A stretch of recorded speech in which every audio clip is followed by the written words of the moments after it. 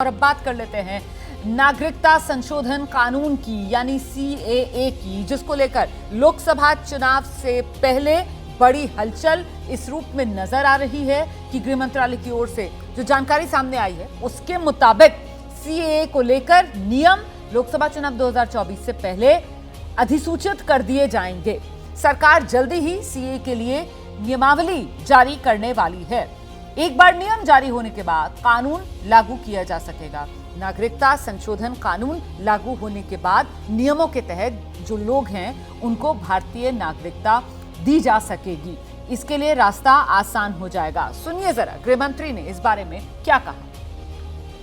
पश्चिम बंगाल में भारतीय जनता पार्टी की सरकार बनने का मतलब है शरणार्थी जो आए हैं उनको सीएए के माध्यम से नागरिकता दे देना। दीदी कई बार हमारे शरणार्थी भाइयों को गुमराह कर रही कि सीएए होगा नहीं होगा। आज मैं आप सबके सामने कहकर जाता हूं, सीएए इस देश का कानून है, इसको कोई रोक नहीं सकता, सबको नागरिकता मिलने वाली है।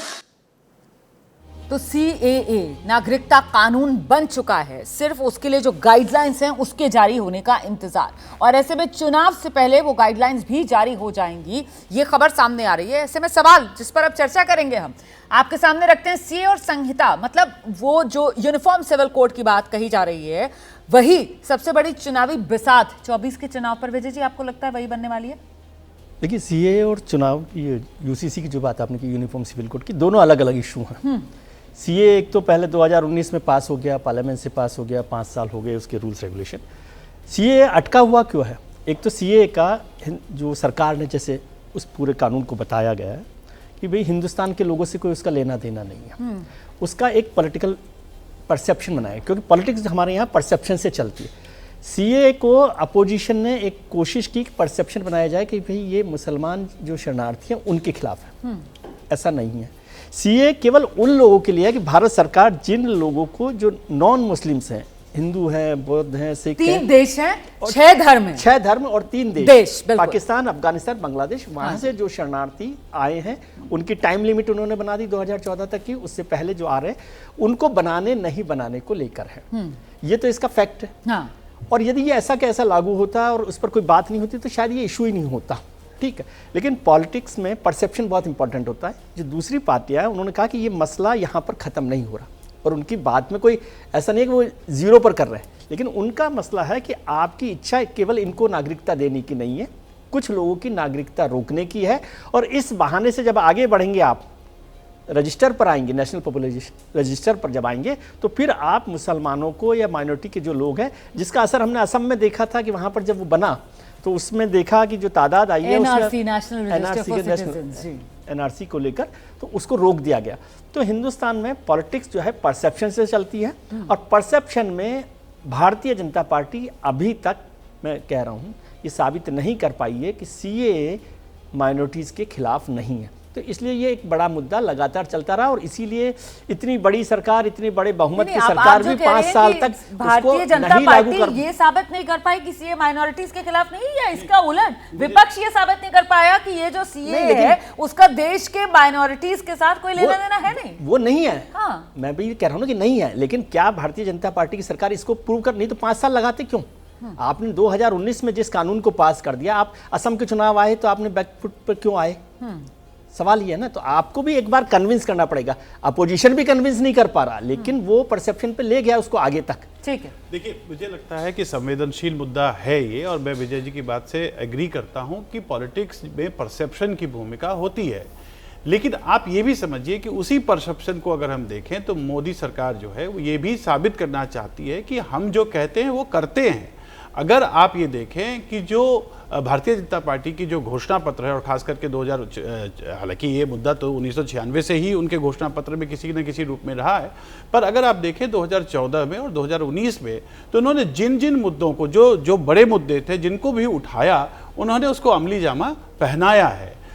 आप इस चीज को भी माने कि विपक्ष हमेशा ये पूछता रहा कब होगा, हाँ। मंदिर बनाएंगे, तिथि कब बताएंगे, हाँ। तो तिथि तारीख भी आ कब गई। बताएं? उसी तरीके से 370 पर भी आ गया। उसी तरीके से यूसीसी और ये सीए का जो मुद्दा है, इस पर भी भारतीय जनता पार्टी, और ये सीए तो पहले कानून आप बना। जो बात कह रहे हैं, मुझे लगता है कुर्बान साहब को आना चाहिए कि इसको तो फिर इस रूप में भी देखा जा सकता है कि साहब ये तो एक तरीके से मोदी सरकार का मास्टर स्ट्रोक है।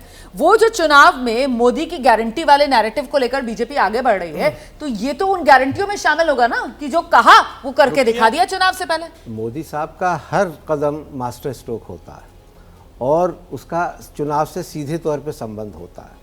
और रुमाना, मुझे ये कहने की इजाज़त दीजिए कि ये एक मेजॉरिटेरियन कम्युनल एजेंडा है और पब्लिक परसेप्शन यही है कि कौन इस देश में नंबर 1 का शहरी है और कौन इस देश में नंबर 2 का शहरी है, और हम उसी तरफ बढ़ रहे हैं। भारतीय जनता पार्टी के 400 सांसदों में से एक भी मुसलमान का ना होना इस बात की ज़मानत है कि ये किस विचारधारा में यकीन करते हैं। आप कह सकते हैं कि भारतीय संविधान के तहत चुनी हुई सरकार है, लेकिन आप इसे इंक्लूसिव डेमोक्रेसी नहीं कह सकते, इसे आप पार्टिसिपेटरी डेमोक्रेसी नहीं कह सकते, और आप एक टारगेट कर रहे हैं चीज़ों को। और बिल्कुल विजय जी ने सही कहा कि परसेप्शन यही बन के आ रहा है और उस परसेप्शन को आप दूर नहीं कर सके। आपने कोई ऐसा कदम नहीं उठाया जिससे ये लगे कि हाँ, ये अब इसमें साहब सिर्फ मुसलमान नहीं होगा, ईसाई, जैन, बौद्ध, सिख सब होंगे। तो ये क्या एजेंडा है साहब आपका? एक सेकंड सर, एक सेकंड, आप जो बात कह रहे हैं, लेकिन क्या हमें ये नहीं पता कि जिन 3 देशों का यहाँ पर जिक्र किया जा रहा है वो तो मुस्लिम बहुल देश है ना?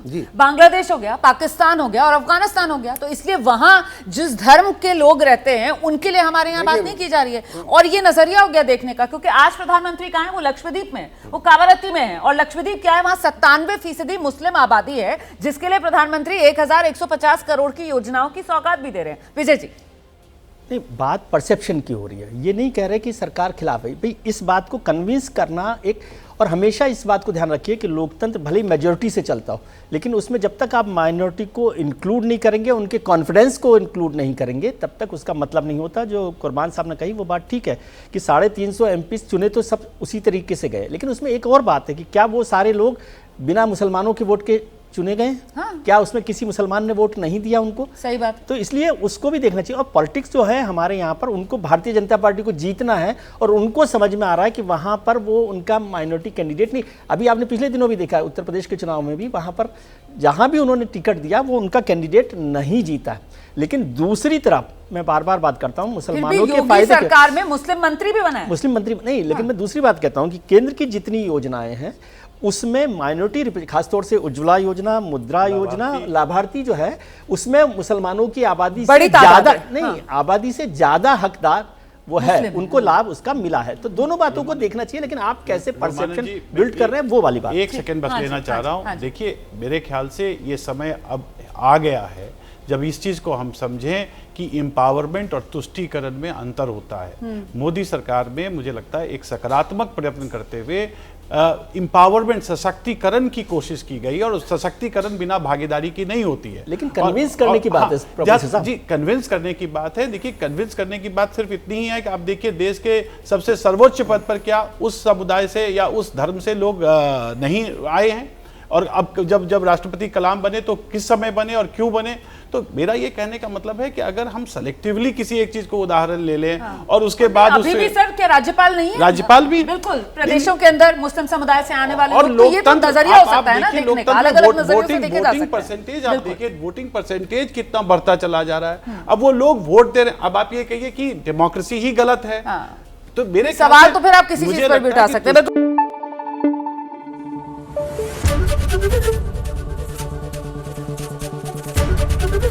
एबीपी न्यूज आपको रखे आगे।